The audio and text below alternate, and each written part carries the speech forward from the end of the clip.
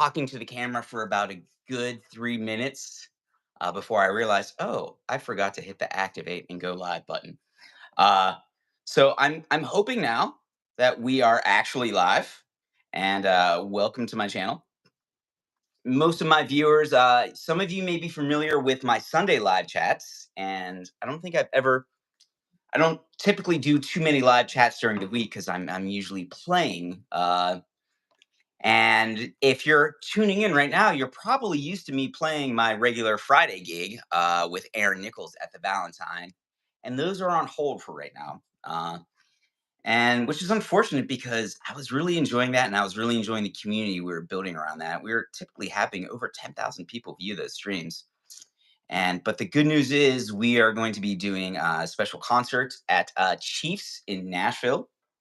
That's going to be on February 7th, and I think it's going to be about a 90-minute concert. We're going to be on from 8 p.m. to about 9:30 p.m. Central Standard Time. And I'm still gauging if you folks out there, the people who enjoy the live streams that I do, specifically the live performances, if you would like me to set something up for that, just yeah, let me know. Drop me a line, shoot me an email, comment in here. But today, I wanted to do a little bit of my live chat, and I wanted to kind of, piggyback off the audience of Aaron Nichols and the people who typically watch during this time. And this might be slightly different than what you're used to seeing. You're probably not used to seeing me talk. You're probably used to seeing me play. You're probably used to hearing Aaron sing and kind of being a fly on the wall. And today I wanted to do something a little bit different. And it all started when I don't spend too much time on social media, but believe I was on Instagram and I saw one of the people I follow posting something about leaving the platform of Instagram, leaving the platforms of Meta. And she's been a person I followed for a while, and we've shot some messages back and forth.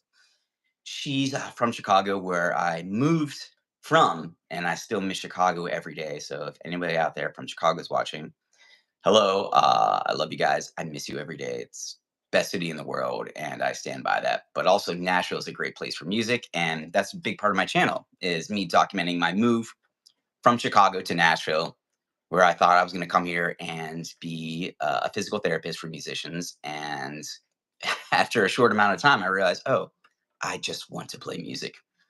But a big part of that journey for me, and a big part of what I struggled with, was just kind of figuring out who I was and my mental health and my boundaries, and also what part social media played in that. What part, pressure from outside or within played in that.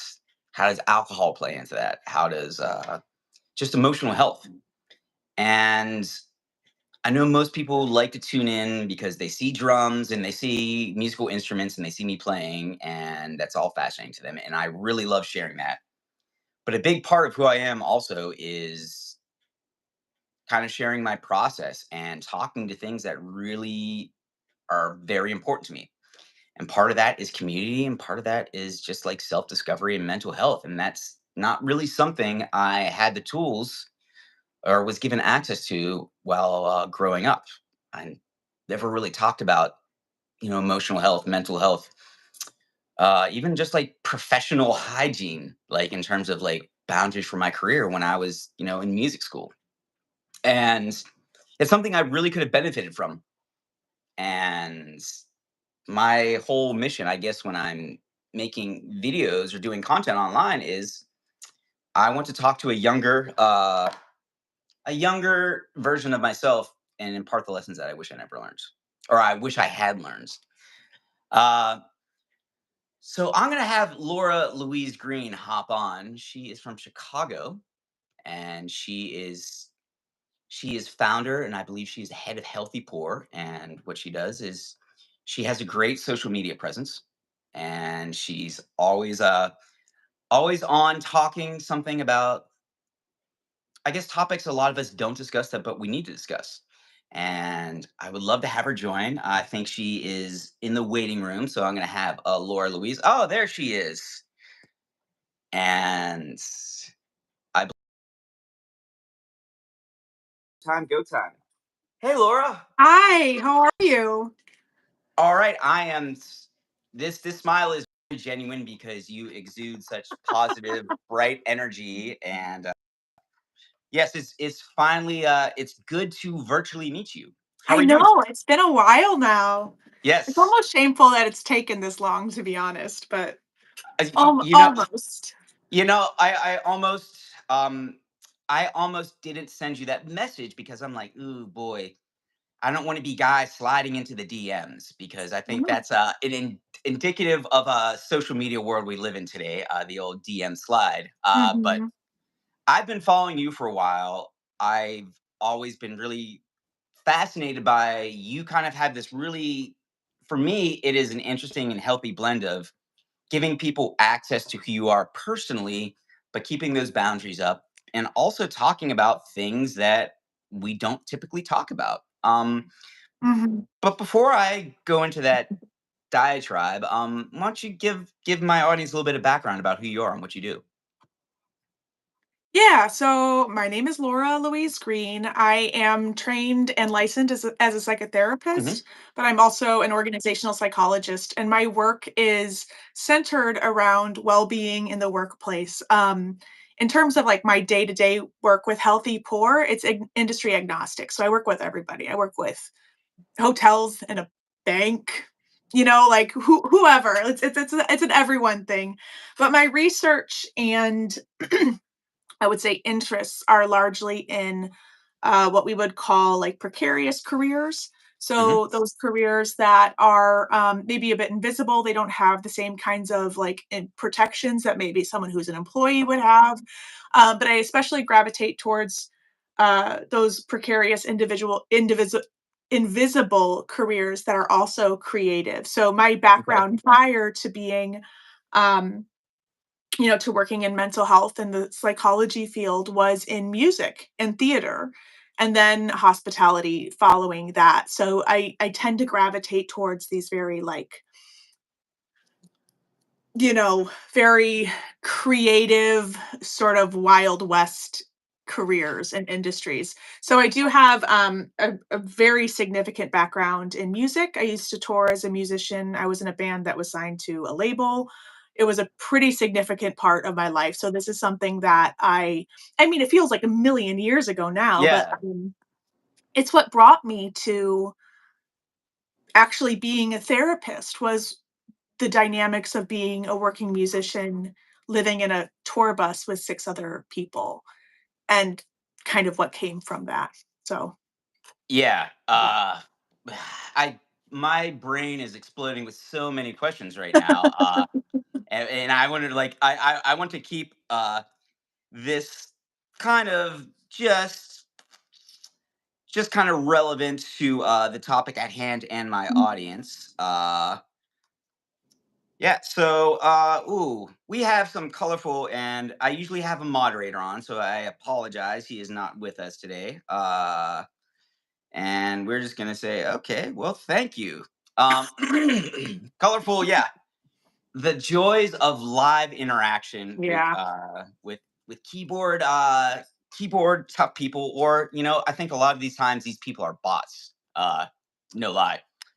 So I'm not too worried about that. But so so you're kind of talking to what I think a lot of people, not just musicians, but people in general, are kind of gravitating towards, is like we're in this new generation where everyone kind of does a little bit of this, kind of does a little bit of that. And there Mhm. are, like you said, like we're in the wild, wild west, and there's a lot of things that many of us aren't taught, or there just aren't structures for. Like Right. I tell people I'm a musician, and they're like, oh, so what's your job? And I say, well, I play music, and there's like I don't go to like the music building and apply.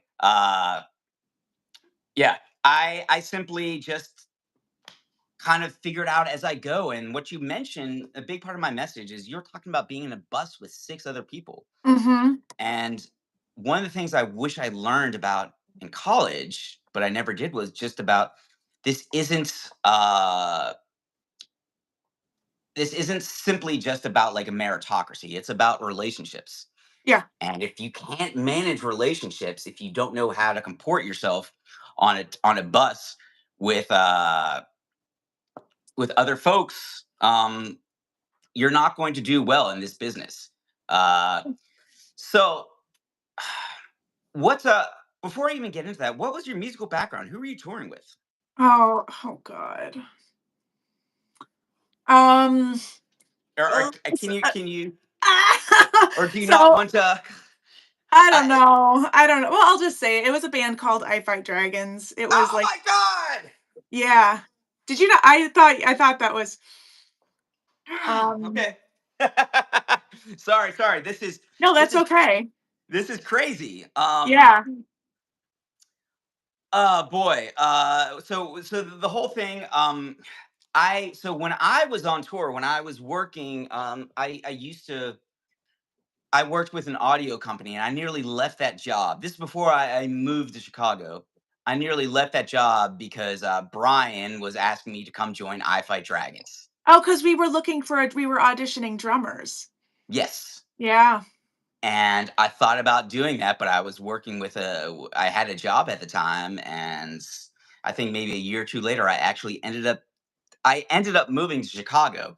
And wow, I Yeah. think our paths have kind of been Uh-huh. like we've just been wow, we've been okay. But so yeah, it's a very like music is such a small world. People think it's a Yeah. huge world, but it's so small and things that really cross over. Wow, I did not know that.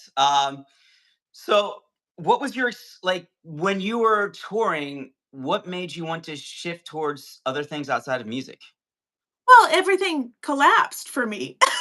Like, Okay. it was like it wasn't a good in retrospect, I can speak, I think, um, a little more, healthily about it, but Okay. it wasn't a good situation for me. Like, there was a lot of sexism in, like, the Okay. industry at large that was, like, very painful. Okay. We had a lot of success very quickly in a way that I know that I certainly wasn't able to, adequately manage, Hmm. and I'm not alone. I can't be alone in that, it was just a lot really quickly. I remember my family quite didn't know what to do with it, and I didn't know what to do with it, and when you're so young, like, I was 23, 24, like, when you're so young and you experience this success and, like, your dreams are coming true and you get to tour around and see all these cities with the people who are, like, your best friends and who you make music with and stuff, um, it's not always easy to deal then with the conflict that might come up or like mental health challenges that we might be experiencing. Sometimes the success is just as scary as the failure of it Yeah. all. And I mean, I know it's kind of like very vague in talking about it, but I think when you hit a certain level of success, any crack that's there just gets bigger. Everything, the volume turns up on everything, right? If you're Yeah. happy, you're happier. If there's a problem, the problem gets even bigger. Yeah. Something that I wish that we had had, and I see it a lot in, like, musicians now and stuff, is that I don't think we had the skills to be living in close proximity and dealing with what we were experiencing emotionally, and, um, yeah, it ended up taking a huge toll on me and my relationships outside of the band and things like that, and for me, it ended in a massive fiery ball of flame. But, yeah, That's a good way to describe the music industry. Just yeah, mass fiery ball of flame. yeah, And yeah, you bring up like some really salient points and things that I really want other musicians to consider is that you're talking about basically how stress amplifies things. yes. How Even good when you, stress, like yeah, I mean creative stress. stress is so and when I use the term stress is can be a good or a bad thing. Mhm. Um, think about it like calories. Like you need calories to grow, but if you have too many calories, you're going to that's you're going to grow more than you want, or you're going to grow in ways that you don't want. If you don't have enough, you're not going to grow. Mhm. And when stress really amplifies whatever's like going on inside of you, whether that's good or bad. And I think when I was younger and I was going to concerts and I would see these musicians on stage, I was like, why is that guy up there? I can play way better than that. People are paying for this crap. And why aren't I in a band like this? And I didn't realize that, oh, it's not just about skills, like musical skills. Like, you need to have enough musical skills to be adequate. You need to be able to do your job. But if you can't be a solid, decent human being on a bus with like six other people, you're not going to work. Mhm. If you're an asshole to work with on stage or in the studio, or if you don't intentionally foster those relationships, you aren't going to work. And when you're placed in these stressful situations, the cracks in the facade reveal themselves. And I didn't fully understand that until I kind of like nearly came apart. And a big, what was, I guess for me, I had this really fractured sense of self. I didn't know who I was. And I Mhm. was trying to be somebody else. I was trying to act like way I thought people wanted me to be. I was trying to do anything I could to get a gig. And then once I got the gig, I would get a little bit comfortable and rest on my laurels and then be my very emotionally unhealthy self. And usually that would end up in a fiery ball of flame. So one thing I wanted to ask, and so Laura just kind of black out. Oh, there we go. I was wondering if you had My a dad is pet. calling me. Oh, I wonder if you were having a pet emergency. Laura also No. has a. No. I also, side note, she has an adorable dog named Barley who I love. Oh, he's I love. here. Where am I? My screen is not back. What Okay, is it's all right. happening? There we go. There we go. Oh, he's over there. Yeah, You can see him. yeah. He's chilling. So, and again, she has an adorable dog, and for a lot of my viewers know that I also have. I I kind of stumbled upon a cat, so yeah, and then the cat got internet famous, so here we are today. Do you know about the cat? Have I I told you did about see the a cat? little something about the cat. I have not dug into the cat yet, Okay, but yeah, I think so something I wanna just comment on about what you were just saying about, um, you do have to I think that there is a degree that you do have to learn how to, like, play well with others, especially when you're in a collaborative creative setting, right? mhm, But I also I don't know, like, I look back on my time with the band, and I don't think any of us are bad people. I don't think any of us are even assholes. I just don't I think that, like, we just didn't know how to manage conflict, and not yeah, even, like, just interpersonal conflict, task conflict or disagreements and it's not even that that was what led to it. It was just more like when you're working creatively with people and there's all this, like, bubbling energy transferring all around, and then you have these outside people coming in and saying, "This is what you have to be," and then your brain is also, to your point, Aaron, saying, like, um, "This is all I ever wanted. This is all I ever dreamed of." So if things don't feel good or if they don't feel right or if I'm starting to struggle or I'm not able to articulate my needs, I just have to put up with it because my dreams are coming true. And what's Atlantic Records going to say? And like, there's just all of these narratives sort of happening that are not conducive to people being well. mhm, And on top of it, there's an element of like, well, if you work in music, that's kind of what you sign up for, right? And also, like, if you're going to be an artist, shouldn't you have to struggle? And so, like, all of these different kinds of narratives and personalities coming together it just can be a very hard industry and career. It's something like looking back now, what, 15 years, like truly a million. It's kind of strange actually to revisit it and think about it from a like e- articulating it from like an organizational psychology lens. yeah. um I do think that a lot of tour would benefit from some sort of emotional preparation and skills building. with a person who knows how to do that. Like, Mhm. I would have so benefited even from a mentor in the industry being like, "Okay, so you're a woman going on a tour where you're the only woman. Oh boy. Yeah. This is what you might experience. This is how to protect yourself." Or like, I think about my second and last tour, there was another woman and she just hid in the bus. We never saw her. And like, I mean, again, this was 15 years ago and things have Mhm. been changed.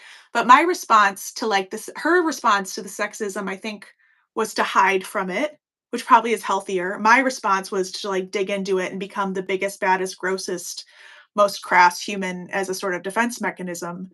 I don't Mhm. know, like touring in a creative way in a creative field is very, very, very challenging. And um I think that people require grace in that, but I wish we had been better prepared, Yeah. of what I it would mean, have been. if I can make, bear with me, I'm gonna just make an analogy here. It kind of feels like you guys were pro wrestlers, all right? Like, in the sense that when I find that a lot of musicians or creatives, when they're on tour and when they are like, you're putting yourself out there on display. You are kind of I mean, you are entertainment for people. And then you have to almost, when you're on stage, you have to play this amplified version of yourself. You have to play this character. And as you kind of do it more and more, it kind of lines blur. And you're like, where do I, the person on stage, where does that person stop? Where do I start? Like, or Mhm. is it all the same? And is everything open for everybody? And do I just have to lean in and be like this amplified version of myself? And then a lot of times people, they just, sometimes they get lost in their character Yeah. and it consumes them. Uh, and the all the bubbling stuff you have underneath you, it just, you don't know what to do with it. And then it's just driving. And I can tell you that certainly has happened with me. And I wanted to ask you, like, did you ever feel like you were trapped or like you had to keep up with it? Or if you left that group or weren't touring, you just weren't a person and you lost your identity? What was your experience like with that? Woah, okay, so I can only answer this because of years and years of therapy, but, like, Hmm. I had left theater to do the band full time. Like, I had been in shows, but also in the band, and it hit that breaking point that I had to choose, and I chose the band. So, like, it it meant that, like, not just my identity was connected to it, but all my past identities had been funneled into this is what it needed to be. Um, that's sort of like, yeah, so that I think made it harder. What that did is it made it harder for me to articulate my needs. It made it harder for me to even think about what it was that I needed that I wasn't getting. When I did feel discomfort or that something was wrong, it came out in a way that wasn't necessarily productive. But at the same time, like we weren't thinking about those kinds of things. Like if I can give any sort of zooming out a little bit, if I can give any kind of advice to like touring musicians now, is to be really cognizant of like what do I emotionally need in this moment? What Hmm. what do I actually need? Do I need community? Do I need space and time alone? Do I need a restorative day? Do I, you know, it's I don't know, it's a tough one and it's also an industry that's so deeply exploitive. Um, you know, it's just so deeply exploitive and you're sort of to your point, Aaron, you're seeing yourself actively reduced into an archetype. And as like a Yes. woman, I very much became an archetype.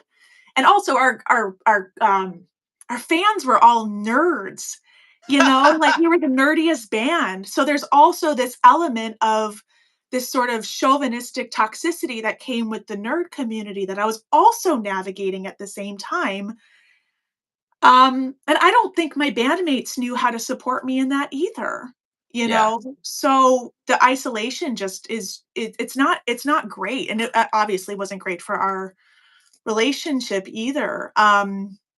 But Yeah, it's like making sure that when you're touring and you're removing yourself from your day-to-day structure, access to a refrigerator and a normal grocery store that's not Walmart, like making sure that you have a structure that can help you stay grounded, um, and that you're able to surround yourself with people who can actually support you while you're going through such a tremendous experience. Touring, no matter at what level, is a very hard thing to do. It's Yeah. very challenging emotionally, it's challenging physically. And I think a lot of musicians, and I would put myself into this camp, dive into it just like, let's fucking go, like, let's party, all of Yeah. these, like, because that's what we see on TV. That's what we see in the memoirs and MTV, like there's all of these examples of do this, do this, do this.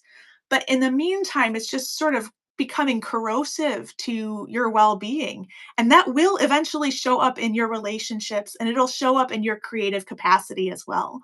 So, Yeah. like, It's interesting because we all, I think a lot of musicians, they want that and they aspire to be what they see up there on the stages or on the screens. And we think, like, in our heads, or at least in my head, I think a lot of people think that, oh, this is going to be so great, this is going to be my dream come true. Yet time and time again we know how these stories end. Like, it is not that, it is the for rule real. almost. Yes, and so, like, I do think and I think that there are systems and people who are profiting from, um, musicians sort of gravitating towards a more eclectic lifestyle. Uh-huh. Like, in the comments, Joel said, "It's interesting how artists and musicians are not treated the same way as normal careers," and 100%, like, it's still, like, you get on your tour bus and then you are backstage and you're doing your sound check and then you're on stage. That is your job. Like, that is your job.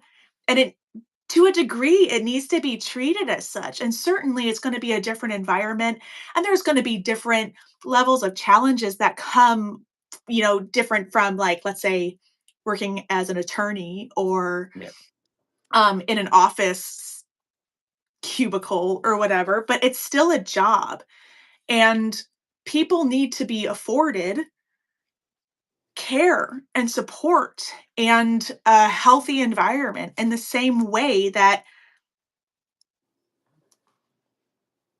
fucking so and so Esquire is being, well, attorneys probably aren't a good example of that either because it's also a little like, Yeah. but I think that musicians should demand more and be very, very critical of what their working environment looks like and how they're being treated. Like, I was treated in ways that would have never been able to fly.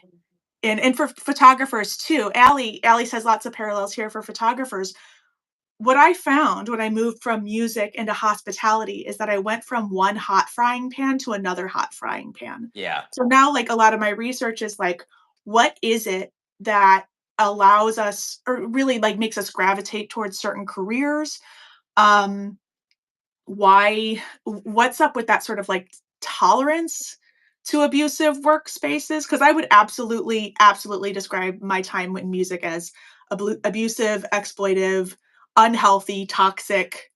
I loved making music. I loved building something with my bandmates, but that also came with other stuff that was really fucked, Yeah. and left me definitely not being the person who I wanted to be or Yeah. thought I And was, some you of those know? lessons are seriously, seriously painful. And sometimes we don't recover from them and we just carry that baggage and that trauma with us. And then we don't realize that those experiences, that trauma is slowly taking over the driver's seat. And then before you know it, you wake up, you're like, what's going on? What am I doing? Exactly. This isn't what I envisioned. Yeah. And I think a lot of musicians find themselves, and you talk about exploitive. I think about that every day here in Nashville, where Nashville, like, there's a big musicians are almost like we are like service industry workers, Yes. and a big part of Nashville, part of the lure here is Nashville's lower Broadway scene, which is Times Square for rednecks, and I say it in a loving way. It is like, hillbilly Las Vegas. Again, saying this in a loving way because I think a lot of people who are down there would say, yes, that is exactly right. And you have, I would say there's probably like 100 stages operating at all times, just in like a few blocks, where there's 4 to 5 musicians, and we play 4 hours straight without taking a break. We aren't allowed to take breaks.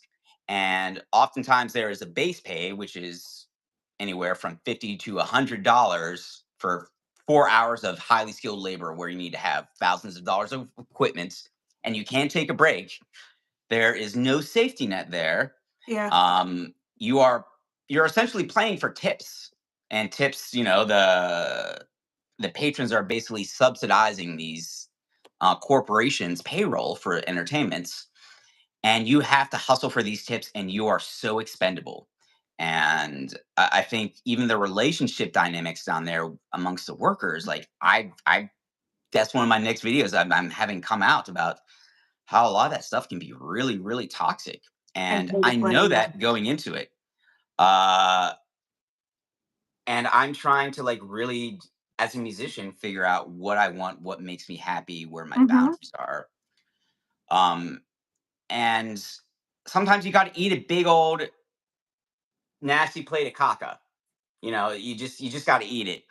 And that's one of the things I never was willing to accept when I was younger, because I'm like, I have a master's degree. I don't need this. I can play like no, my time is I'm not going to play a gig for $25. That's an insult to me. I'm not even going to respond to you. And Yeah. I right in a certain way? Yes, because my time and my skills are worth more, but that didn't serve me. And a big part of my re-entry into music is like learning how to like, all right, I got to take a little bit of bullshit here. I got to say yes to a lot of things that I don't want to, and I have to really pick my battles and know that I'm walking into a perilous zone where it's politics. Um, and I'm still kind of learning how to navigate that in a healthy way, but also in a way that is conducive to my professional growth. And Right. what? So Yeah. Go ahead. Yeah, sorry. I was just gonna ask you. I mean, like, what advice do you have for like somebody who is like, I know what's I'm basically walking into a tiger's cage, like, and you know what it is. How do you navigate that? How do you figure out what's your strategy without totally losing your shit and losing yourself? I think seeing a therapist is very, very helpful. I think another thing is, but therapy can't fix it all, right? It's an hour a week, which is one of the Yeah. reasons I started working with organizations and in the workplace because I was like, I'm meeting with people an hour a week. How much impact can I really have? And like, certainly there's impact, but I think when we change the environment that we're working within, and that includes what our relationships look like. That's when we really start to see like mental health changes and we start to see people like benefiting from, you know, a healthier world that they're in. I think seeing a therapist is going to be really important. Um, as a even as just not just a treatment level, but like a protective measure. Hmm. Also, making sure that you are surrounded by people who are not musicians or who are musicians, but who are also not musicians to Hmm. sort of like gut check you on things. I think when we isolate ourselves within these professional communities, let's say like we are surrounded by all musicians all the time, we are all accustomed to working in a certain kind of system, a kind of environment. We are all accustomed to the politics of it. We lose sight of all the fucked up things that are normalized. So when we have friends who are not of that industry and we're hearing about their lives, it's a little like just a little like beep beep beep beep saying like, wait a second, why should I tolerate this? Hmm. Why should I think also if you have the bandwidth, the capacity, and the skills to do so, to advocate as much as possible for yourself and others in the workplace. And again, like when you're working those gigs on Broadway, like that is the workplace, and if you can, say no to the shit ones. Yeah. Because if everybody's saying no, what are they how what are they're gonna have to give you a bathroom break? Holy shit. Like, that's so fucked up to me. Like, that is so messed up to me. So, like, sometimes it does take a reimagining of, like, what is the workplace within this field? What should it look like? What can it look like? What can Yeah. we ask for more? What should we demand more of? Like, we tolerate these things because they're normalized. And this is kind of where like I really had a hang up in my first musical career when I was in my 20s. And then, I got ran over by a truck, nearly lost my arm, blah, blah, decided to become a physical therapist. And, just, a little side note. And then I re entered it and I had some perspective. And everything you're saying is like, I am 100% on board with it. And I agree with it. And I've always felt that. But like, I'm still in it, like now, if I can like sharing my perspective and not like trying to disagree with you, but like saying, I know some of this stuff is like really messed up. And if I'm re entering music and I have no foot to stand on, I have no network, I don't know Mhm. anybody, and I need to rebuild my network, I got to take some bullshit. Like, I have to, one of the best piece of advice someone gave me before was your first 3 years in town, say yes to every gig. It doesn't matter if it's bad music, bad people, bad pay. 80% of the work you're going to do is going to be bullshit. But sooner or later, like you weed through and you find and you make connections and you spiderweb, you build out your network and start able to have access to opportunities that you didn't have before. But you really need to like focus on climbing the ladder and not, you know, rocking the boat for lack of better terms. And I struggle with that because there's certain things like I need to be like, all right, I'm not going to accept this. No, I don't do this. Like for example, I don't do the turn and burns anymore, which is like you're somewhere like 6 hours away, you play a gig till like 2 a.m., then you get in the van and drive home. I can't do those overnight drives anymore. And I may have missed out on some opportunities for that, but like that was kind of a boundary for me. But it's how do you determine what the boundaries are and like what's your calculus for what's the bullshit I have to accept and what's the bullshit I have to be like, no, I have to fight this one. Do you have any insight on that? Yeah, I think it's one, thinking about what you can financially afford. Like, that's a big one. Like, if you have to take a gig, it makes sense that you have to take that gig.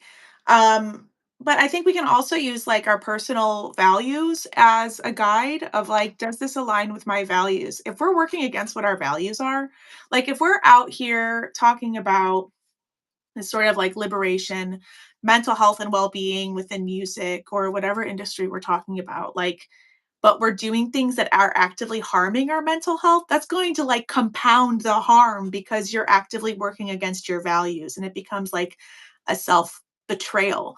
I want to Mhm. point out though that there's it doesn't have to be all or nothing either. In change, when we look at like change agents and change processes, there's something called a tempered radical, and that's someone who plays the game but makes incremental itty bitty little changes. So it Okay. could be something as simple as you take a gig. Let's talk about like the bathroom stuff. You take a gig and you only play for 50 minutes and then you take 10 minutes off. And you're like, I'll do this, but I take 10 minutes off every hour.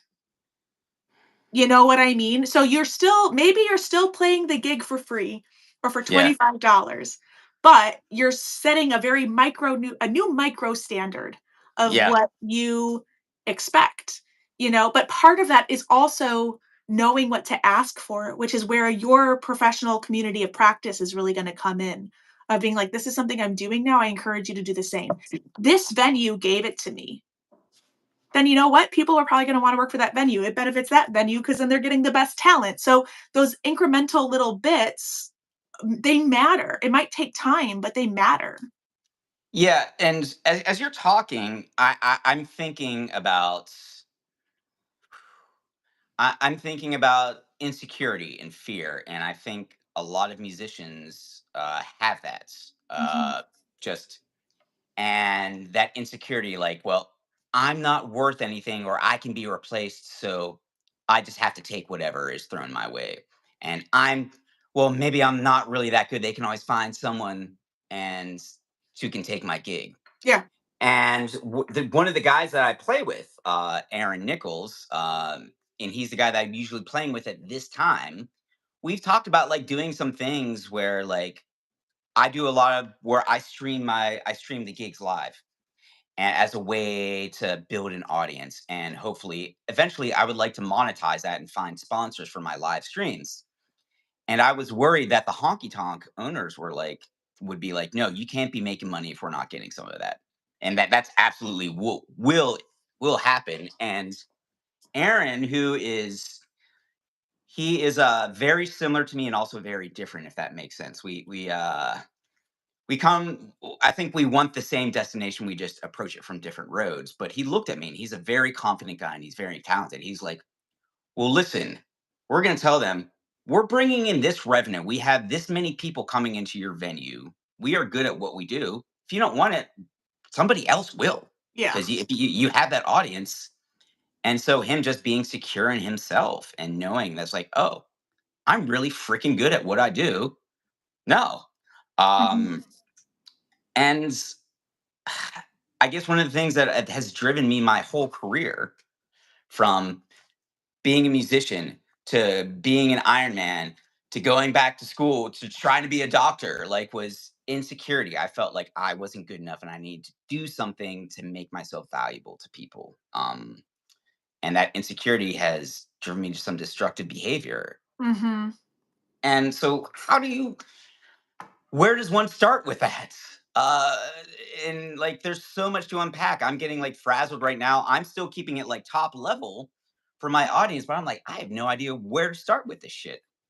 Yeah, so okay, so I'll share that in my dissertation, I wrote about the role of food entertainment media and how it influenced the career decision processes of culinary professionals. Okay. And what I ended up uncovering, I maybe not entirely unexpectedly, but I didn't think I would uncover something like this to this degree, was the process of indoctrination into abusive workspaces. So how the process of making people tolerate these abusive workspaces. And I'm looking at it, I just pulled it up and I'm looking at it.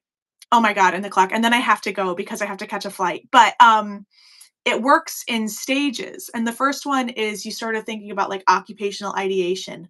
This is something that I want to do. This is something that I like. And then you go into occupational culture acceptance. So then you start saying like, oh, okay. So the life of a musician, I know it's a hard life. I know that I'm going to be like dragging my case. Oh, okay, lost him. Looks like we lost her for a second. I don't know. She maybe she lost connection, or maybe she was just like, you know what, this Aaron guy has been talking for far too long. So I know she mentioned she had to catch a flight. So I'm not sure if her phone died, if her uh I'm literally right here. Can you hear me? I can hear you. Yes, I I'm can hear so you. okay. Good. Like, I don't know if she's and I'm like, "No, I'm here." Okay, so then it goes into I'll continue, but it goes into occupational culture acceptance, where we accept the kinds of cultures that we are working within, that we're like, "Oh, that's okay. I expect that, so I'm gonna tolerate that's just part of the gig. That's just part of the job." And then we move into occupational identity formation, where we start to attach our whole identity to the job itself. So we become embedded in what the job is, and we are more likely to even further um, accept abusive or not so great working conditions. Or even promote them. Like, as Exactly, and this is promote that. Like, I mean, music is very much an apprentice centered career, apprenticeship centered career. So we project that on other people, and we also say things like, "Well, I went through it, so do you." That's just the yeah. job. It's Pay like your you have to pay dues. your dues. You're Like, gonna have to work for nothing for 3 years, Aaron. yeah. That's that process. And then the last stage is occupational internalization, and that's where people start to think things like, I can't do anything but this. I don't belong anywhere else but this. I don't know how to do anything else but this. I shouldn't be anywhere but this, so I have to tolerate this. Yeah. But at that point, you're not even thinking, "I have to tolerate this." It's become a way of life. So, that's why also having people outside your professional community to gut check you is really important. Social support is really important. These these stages happen because you are isolated in a certain community. Mhm. And if that's all you're seeing all the time, if that culture is all there is, then yeah, you're going to accept it. But Oh I man. assure you, any musician watching this, you can have a life as a musician and have it be better. It has to be a bit of collective action, though. Yeah. Um, And that's but that's yeah, been an uphill battle with musicians here in yeah, Nashville. And it's also like something I'm kind of like really reckoning with right now, where like, okay, there's parts of this that I do not want to participate in, and right, I'm not going to give oxygen to. right. Uh, and that can be, but that in itself can be isolating as well, which is also why it's really important to have friends outside of that, so Yep, that like, because if you want to challenge a system, or you'd be like, you risk being an outcast, losing your identity, losing your yeah. job, your way of life, and your whole Become identity. ostracized, which is ostracism is one of the most social exile is one of the most painful things, which is what I experienced after my time as a musician ended was social ostracism and like exile. And it came down to like I don't know who I am, Hmm. And I'm lucky that I had a very small handful of people who were not kind of a part of those worlds, that I was able to make it through. But I'll be real with you, it was grim. It was Mm. grim, and, like, I cannot, emphasize enough how important it is to, like, sorta diversify your identity. You are more than a musician. You're more than a performer, like, you're a whole person that has also other things to do and hobbies and relationships. Cultivating those things outside is not just gonna make you a better performer, but it's gonna make you someone who's able to kind of push back on those abusive processes and systems because you have the support of all of these other things around you. It's when we start to isolate within a certain community or career that we really run into problems. Yeah, and I'm currently amidst being in I would say being what were you saying, a social what was the word? A Shit. tempered radical?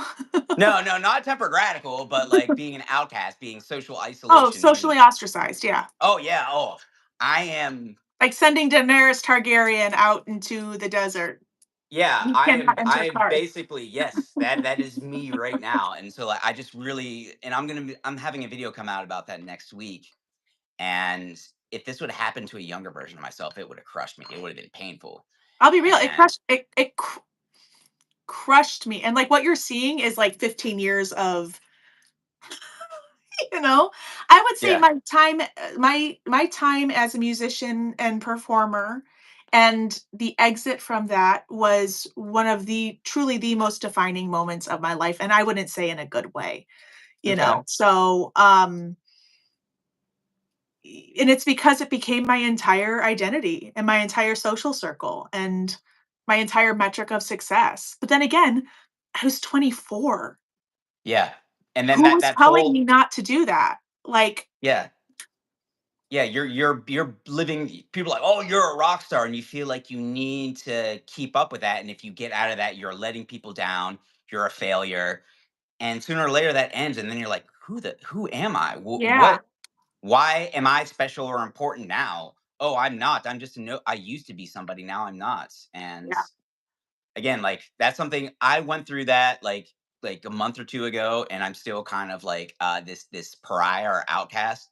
But honestly, I had about like maybe one bad hour with it, and I felt bad. And then I Yeah. sat down and thought, I'm like, oh wait, this is who I am, this is what I do, these are what my values are. All right, I can't But control. you are older and you have a what you said you were talking about the movement of career. That's called a protean career or a Hmm. boundaryless career. Hmm. Boundaryless career. Experience doing that is it helps because again, it creates skills of, Mhm. like, protective factors that help us through these things.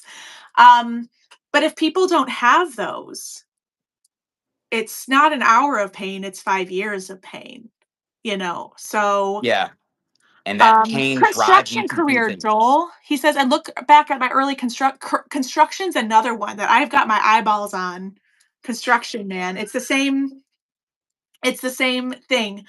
I have to go because 'cause I'm gonna miss my flight. Erin, Okay. thank you so much for having me. I'm so Yeah, I sorry I love how have to you're dip like, out. okay, here's my boundary. It's Yes. hard. It's set right here. Um, it was really great to connect. From the bottom of my heart, I think you're doing great things, and your message is great. I love it, and you got a fan and my full support. So anything I Hell can yeah, do for you in the dude, future, same. please let me know. Hell yeah. Thank you so much for this, and you have a Okay. good weekend, yeah? Okay, guys. Well, we're Right. gonna sign off. Everyone have a great Friday. Right. Bye.